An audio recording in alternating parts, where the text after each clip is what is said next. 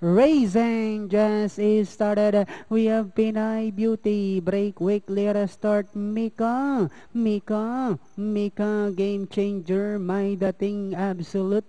Lorkis Tower and on the outside getting the white strip as they make the first turn is Oyakomo ba while isa pa is the early trailer by about 8 lengths of the leader, and as they swing down the back we have Mika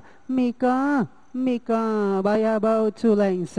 Game changer in second. My dating is on the outside third. Not on the inside is Absolute Oyekomo ba is racing in fifth. Then next on line is Pinay Beauty. Lorkis Tower while isa pa is still running at the tail of the field. And on the fourth turn we have Mika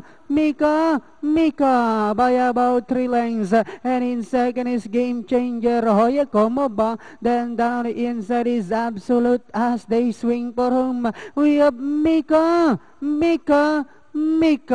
by about 4 lengths. Game Changer in second. Isa pa to take third.